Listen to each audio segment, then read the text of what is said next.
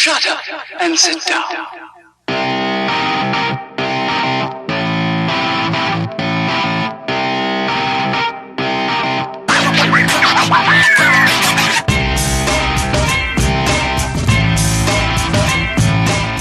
What's going on, guys? This is the MMA Complex. My name is Josh. And I'm James. And we are back. It's a brand new episode, brand new week.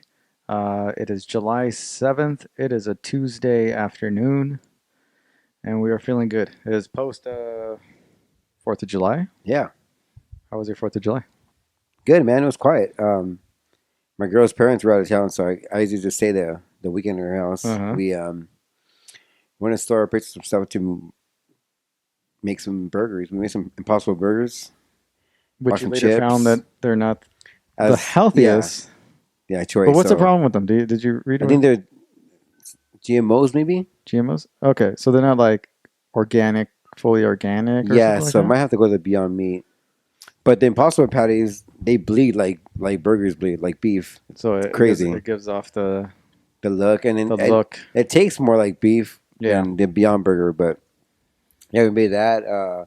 Did you pop any fireworks? Did you guys do anything? If it's just you and her, you guys didn't really. Yeah, need to, right? we got some drinks. We went outside and just people firing fireworks, throughout the neighborhood. So we just did that, and then we bought some chips and some crisp cut fries. Yeah, not bad. Just chill, just us cooking, and then we just went outside and enjoyed the show at night.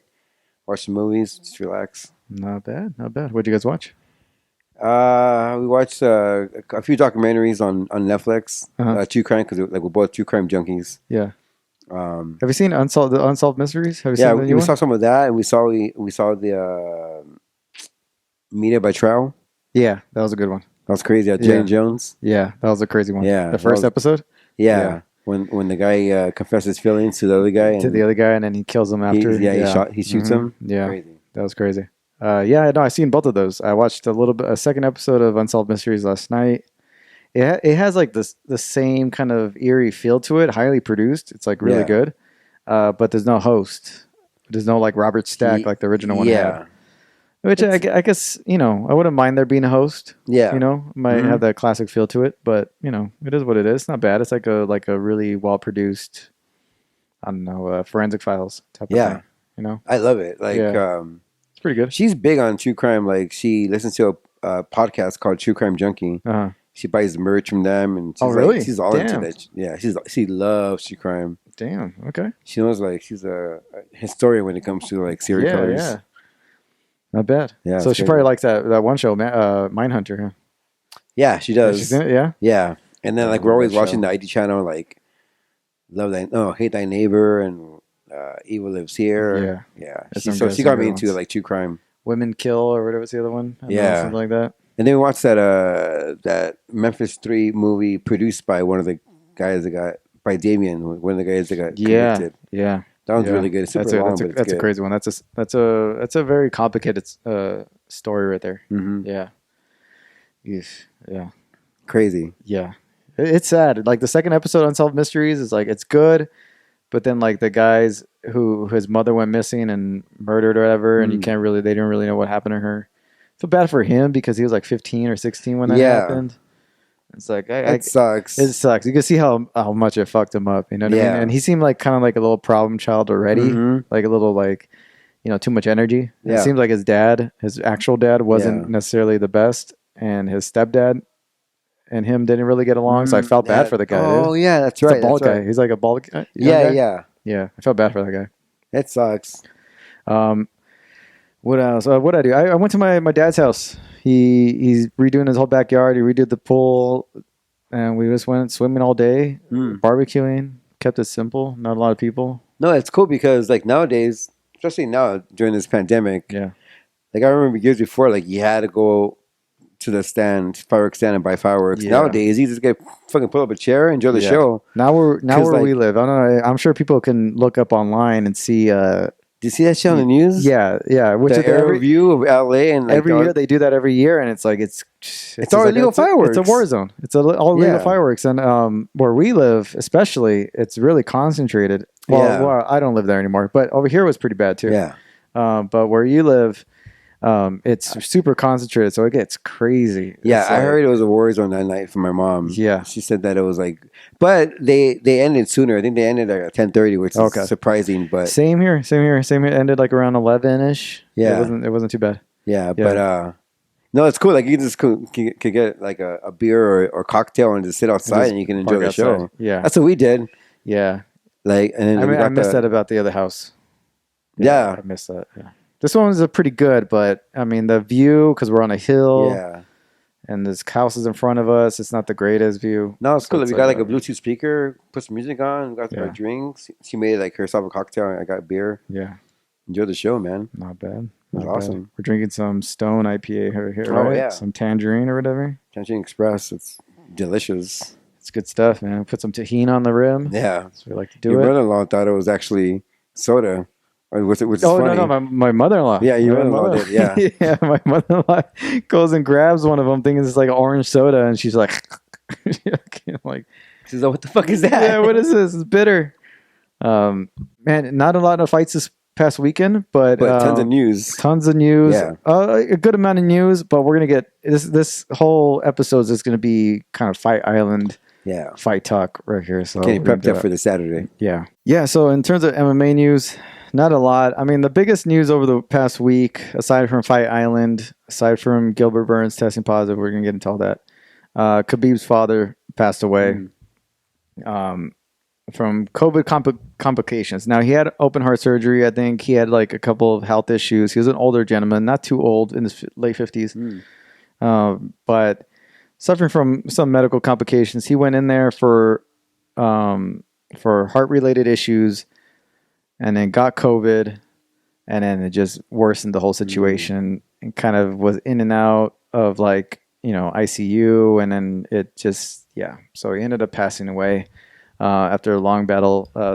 Seems like the past 6 months he's been dealing with health issues. A longtime trainer. Khabib's father kind of trained him. He obviously trained one of the best in the world, and highly respected. Very soft-spoken. Doesn't really say too much. Really, really nice and person from everybody that's really come in contact with him. So hearts out to Khabib, the family, and all that. Obviously he's expecting to fight Justin Gaethje sometime in like September. Now, with this whole situation, now we're going to get a little bit selfish in terms of as fans.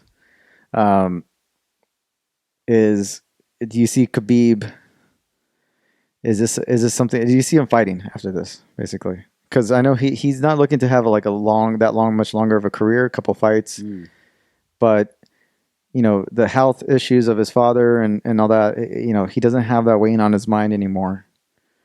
Is this a point in his life to where he steps away after a couple more fights, or do you see him even dedicating himself even more to MMA? Just to get himself off of that. Yeah, that I think a lot of times we use work or whatever to get our minds off of things. Yeah. I know Khabib's, him and his dad had a very close relationship, and it's kind of crazy knowing that. I mean, good in Khabib that his last fight, his dad actually got to corner him. Yes. And that was his only time he was able to make it to the States. Mm-hmm. Or make it, no, it was in Abu Dhabi, right? I believe it was in Abu Dhabi. Yeah, so I mean, I'm happy that Khabib got at least that, for his father to corner him in one of his UFC fights. Yeah. But I think Khabib his career is not going to be that much longer. I think he's going to fight big money fights and maybe defend his title a couple more times. But I think his next fight he probably dedicates to his dad, so he'll probably be super motivated to win. Yeah. And I see him fighting maybe 4 times more. I think no more. I don't see him fighting more than 4 times at the most. At the most, yeah. I think. But I think he's gonna just be smart about it and just fight for money. Yeah, he is a prize fighter. But I think there's a lot of motivation in his next coming fight, and I think that I think he will fight more. Yeah. So you don't think it really affects his overall kind of plan? 1 or 2 more fights left, 3 more fights, and it's kind of like it for him. No, I mean, no. I see him fighting at least 4 more times, and I think that this will help him kind of not forget what happened to his father, but kind of put his mind somewhere else. Yeah. In the meantime. Yeah, I can see that. I mean, I don't know how he's in obviously this whole situation is kind of fresh for him. He's got to bury his father and then kind of go back into a training camp at some point, take some time off. I don't really see it affecting him in this fight coming up.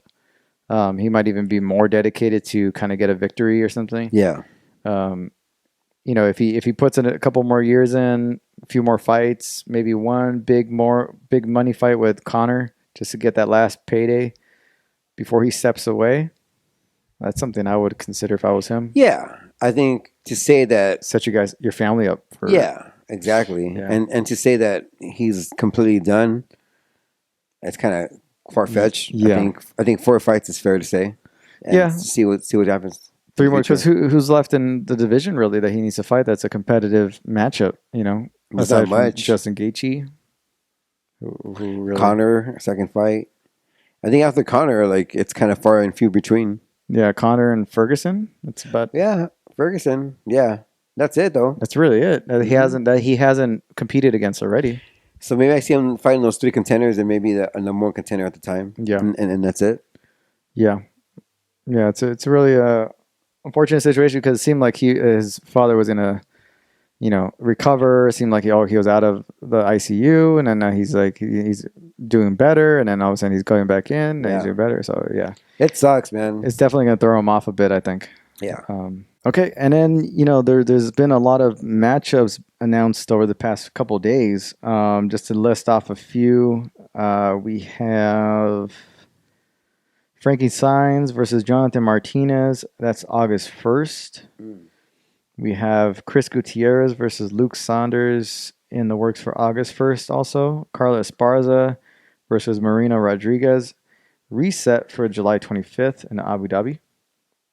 And then we have... Who else? That might be it. Yeah, because there was quite a few fighters that tested positive. Yeah, so obviously... what's it called?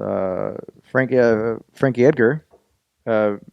His opponent, Pedro Munoz, was supposed to be on the next card, I believe, the 15th, if I'm not mistaken. If not, I don't know when the next card is, but it's scheduled for the next one, I believe. Pedro Munoz tests positive for COVID-19. He's out of his belt with Frankie Edgar. Obviously, I feel there's a good chance that Frankie could get a new opponent. If they could do Masvidal and to replace Gilbert Burns that soon, I could see, Frankie getting a new opponent. So Pedro Munoz tests positive for COVID-19. Yeah, it sucks because that was Frankie Edgar's bantamweight debut. Bantamweight debut. Yeah, I think it's a bantamweight debut. Yeah. And so Frankie's waiting on a potential new opponent for that fight. Gilbert Burns tested positive for COVID-19. We're getting into the Fight Island now. Test positive for COVID-19. Is replaced by Jorge Masvidal almost maybe less than 7 days away from the fight. Yeah. They come to terms on a deal. As per Masvidal, it wasn't so much his guaranteed money that he was looking to up, but he was looking to get more money on the pay-per-view, right? On the pay-per-view side. Right. He felt like he was owed at least that much to get back money for whatever eyeballs he brings to the fight, which I think I agree. So as now they came up on a deal. They agreed. It wasn't exactly what he wanted, but it came close. And we were talking about it earlier, just a little bit, of how there's this whole talk of all these fighters, even Paige Van Zandt still making comments this week about fighter pay and a lot of rumblings of potential union and big time fighters now looking out for the younger fighter or the lower ranked fighters like John Jones claiming that that's what he's doing. But when you see Masvidal getting the deal that he wants, is he still going to be? He somehow forgets. Yeah, is he still going to all be the comments he fighting made for yeah. the lower ranked fighters? And I doubt it. No, he got what he wanted. I mean, this is at the end of the day, this is an individual sport, and everyone's everybody works for themselves. They're independent contractors for themselves, and they can say that stuff to make it look good PR wise. Yeah. But when their money's in that face and the contract shows what they want, all those comments they made in the past are suddenly gone. They kind of forget about the little man. And I mean, it sucks when you look at it that way. Like, they're kind of hypocrites, but at the same time, we need to remember these guys are in business for themselves. Yeah. They're the ones that have to pay out their managers, pay out their coaches, and whatever fees come with that. And they have families also too, so you got to put that into consideration. And when you do, you can't really fault them, but they shouldn't be saying the shit they say in the beginning. And now Masvidal, to his credit, I don't think he really ever said he's fighting for the lower ranked fighters. He's really, from all accounts, seems like he's been fighting for his own pay. Right. John Jones, on the other hand, is the one that's coming out saying that he's doing it for the smaller guy. That's what he's doing it for. Yeah. I think most of these people are out for themselves, and which is it's a sport. Yeah. It's the name of the sport. I mean, I think Masvidal kind of mentioned, like, he said we. Yeah. Speaking in, That's true. Yeah. that we all need to get paid the revenue because other sports get paid a certain percentage, and we all, as fighters, since we put our bodies on the line. So he didn't necessarily say the middleman or the smaller man. He said we as a group, as a collective group. But you can't fault him for that either, because at the end of the day, they got to be selfish in that way. And I was bummed that the Gilbert Burns fight dropped, but when they were able to come back with the deal with Masvidal, I mean, this is probably the fight that everybody wanted. Yeah, I mean, it's a better fight on paper. I think Burns brought a true danger to Usman's bout in that fight, where I wouldn't necessarily say that it's a winnable fight, but it kind of is. It kind of is. Usman has great wrestling and is a bit bigger than Masvidal. Now, he doesn't use his wrestling a lot, though. No, he doesn't. Sets it up with the strikes. But I think in this fight he probably will, just because Masvidal hits so hard and he's so aggressive. Yeah. But I think that if you talk to the average Joe MMA fighter, they don't know Gilbert Burns. They don't know who Gilbert Burns is. No. I think Masvidal brought a lot of fandom or eyeballs on him when he fought Diaz. Yeah. So I think now, considering our pandemic and people aren't really watching sports, I think this having Masvidal and Usman can tie to a title fight. I think it'll be more eyeballs to the sport, and I think it's gonna be a bigger fight. Yeah, it's a much bigger fight. It's a fight that people wanted from the beginning. I'm glad they came up with the deal. I don't know if this is really gonna benefit the lower ranked fighters in any way. I think does it benefit anybody else other than than Masvidal? I don't think so. But it's good for us that we get to watch this fight. It does benefit the fighters who are going to fight on that card, because it exposes them. It does benefit them. Yeah. Yes, in that sense. Yeah. Now, Gilbert Burns, obviously wish him the best. It seems like he's doing okay. Not really showing any serious symptoms. Masvidal, I wonder what Masvidal, what his camp was. I know he had to have been preparing this entire time, staying in shape, training. I'm sure he has a game plan, somewhat of a game plan for Usman. It sucks that he's not going to have Mike Brown in his corner, because Mike Brown tested positive for COVID-19, so he's not going to Abu Dhabi. Now, did you see or did you watch or hear Era's interview with Masvidal? So he said that he didn't really prepare. Like, he wasn't really in fight shape. He was in shape. Okay. Like, he was doing like his own little workouts. Yeah, because you don't know what's going to happen. But he's not on fight shape. I think when he talked to Ariel, I think he weighed at 190, he said. So he had like 20 pounds to cut. Yeah. Which is a lot. And then he posted a picture today of him eating pigs on the plane. Yeah. Which isn't good if you're like 190 right now. So now, did he say? Was he worried about that 20 pounds? He wasn't. No, he wasn't. But do you think it's all for show? Is it all maybe? I mean, who knows? I think this could be playing in Usman's head, saying that this guy isn't taking it seriously. He's 190.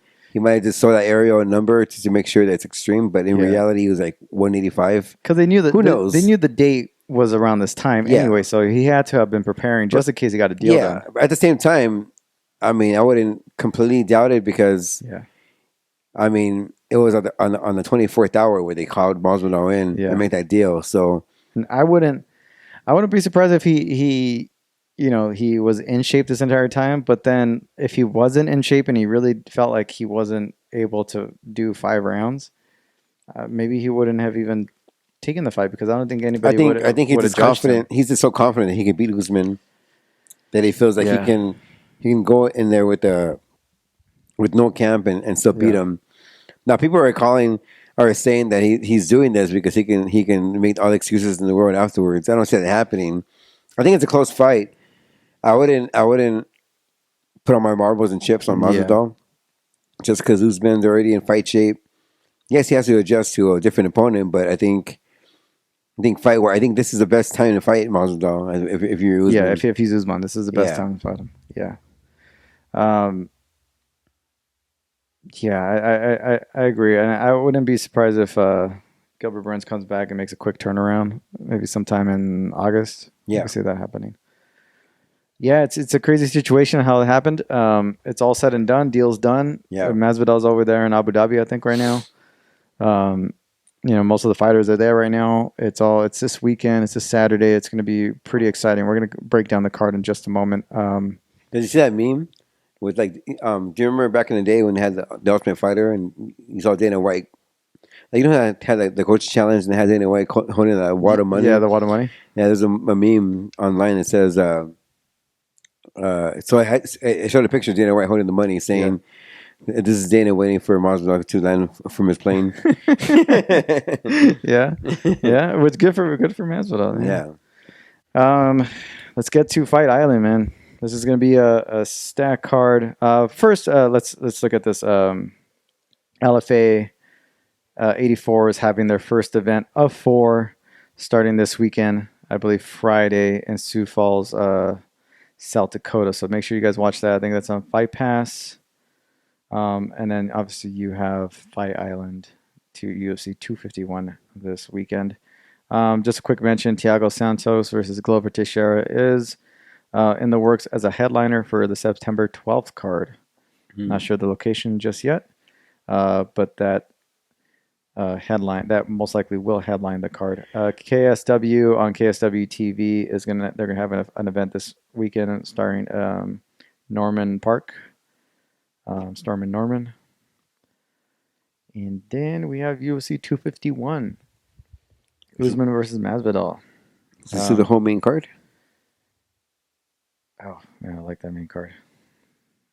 On the undercard, well, kick it out. For the undercard, you have a decent amount of people, but for the most part, it's top heavy card. Yeah.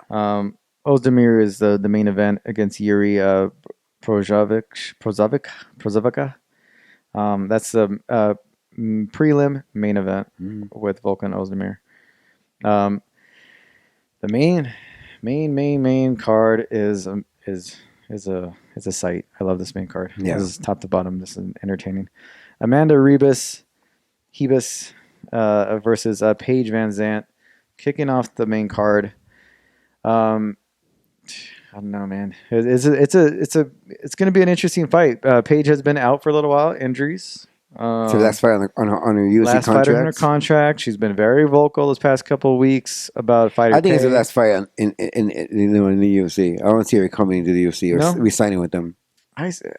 She might not even fight altogether anymore. I see her going to Bellator. You think you see her going to Bellator? Yeah. If she loses this fight, yeah.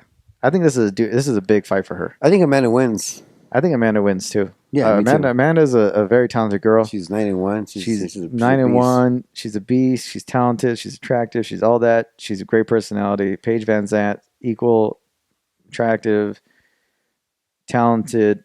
Big personality. The only thing Paige has is obviously the grappling area. Yeah. She's very scrappy in that sense. But Amanda is just a killer on the feet. Very well rounded.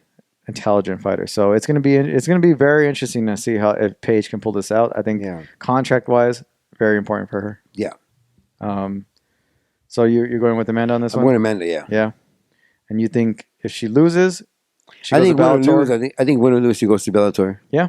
I think it's up in the air. I think if she loses, most likely Bellator. If she wins, I say the UFC meets her close to her target payday, her target number. I think because she's a big name. She is. I think marketable. Bellator. She has more. She has growth more and opportunity with Bellator. Yeah, her husband fights for them. Yeah, they could travel together. Yeah, sponsorships. Yeah. She can take those online Instagram sponsorships into the cage with her, and she can do Bellator kickboxing if she wants to. Exactly. Yeah, yeah. I think yes, but she doesn't have that UFC name attached to it. You know, they probably won't call her up to Dancing with the Stars reunion episode. If probably not being part of the UFC. It's gonna be a lot of decisions for her after this fight. Jessica Andrade versus Rose Namajunas is the rematch. Obviously, Andrade slammed Rose on her head in the first fight. Rose has been out for a little over a year now. Yeah. Andrade is coming back after a loss against Zhang Weili. So both are coming back from losses, but Andrade is I'm still going with Andrade in this one. I know that's for me. I know Rose is the favorite because she's a taller girl and she's got that, the striking down. She had it in the first fight until she got slammed.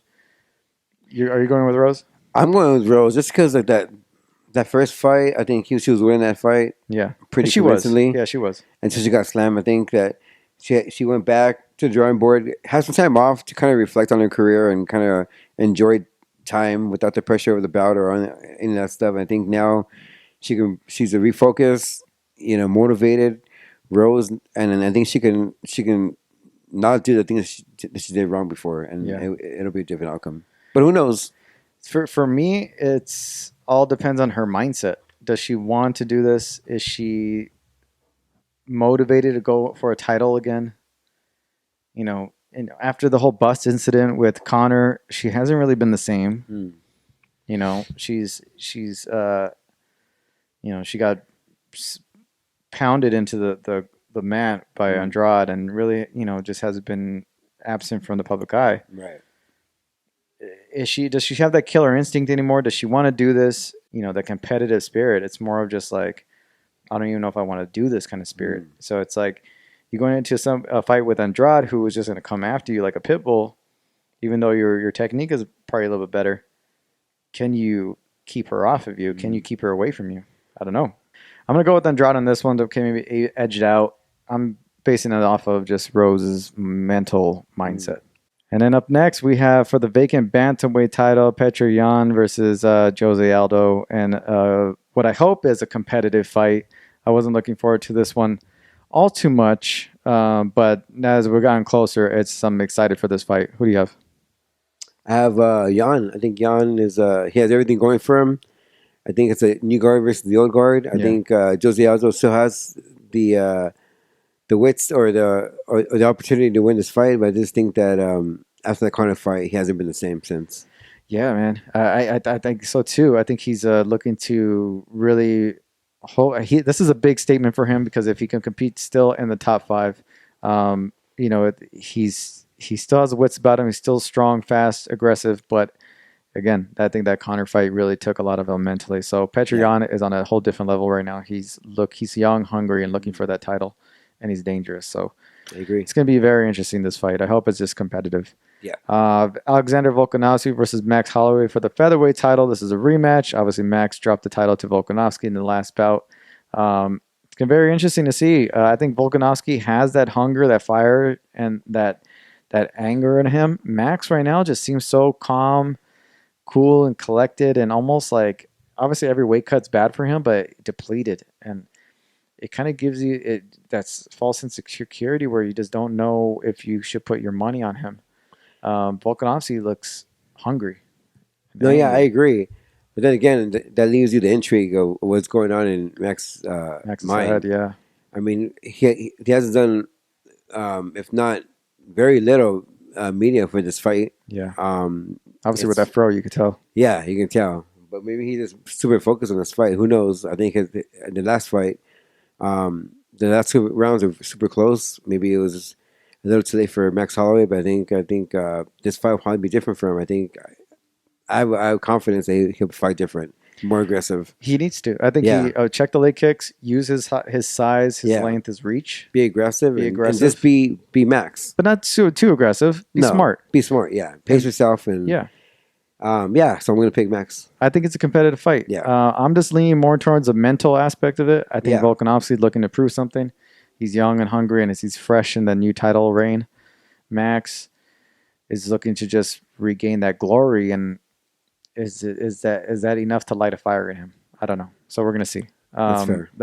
I'm probably gonna go with Volkanovski on this one just to edge it out. We'll see. And then we get to our main event. Usman versus Masvidal. Obviously, this is a new main event for the welterweight title. Masvidal stepping in on short notice, getting cleared. He's good to fight. He's probably going to only have 1 or 2 cornermen in his corner, but, in his main one, Max Brown is not going to be able to show up for this fight.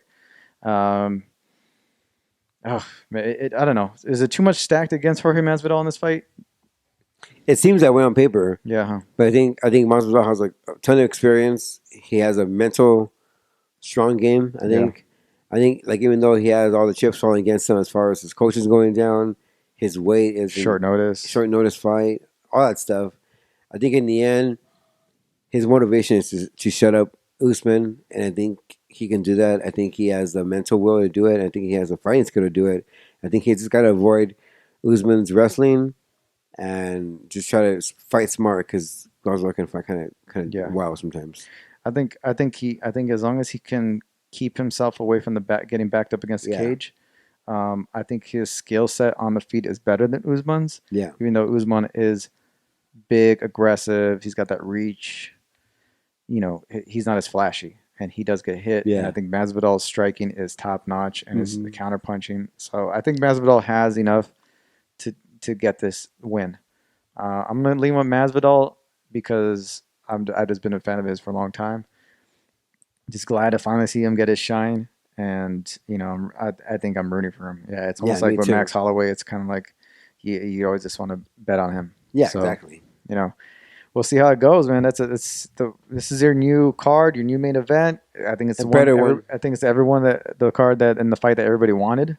And everybody seems happy with this one. I know we're happy, so looking forward to it. But on that note, you can follow us follow our show on social media. You can follow us on Twitter, Instagram, and Facebook, all under the MMA Complex. If you guys have a comment, question, shoot us an email. MMAComplex@gmail.com. Just hit up on the comment section too. Yeah, exactly. If you guys can just like us, subscribe, spread the word, spread the love. It'll be super helpful for us. Big fight this weekend. Josh and I will watch this fight this weekend, break it all down for you guys next week. So until then, enjoy the fights, enjoy your week.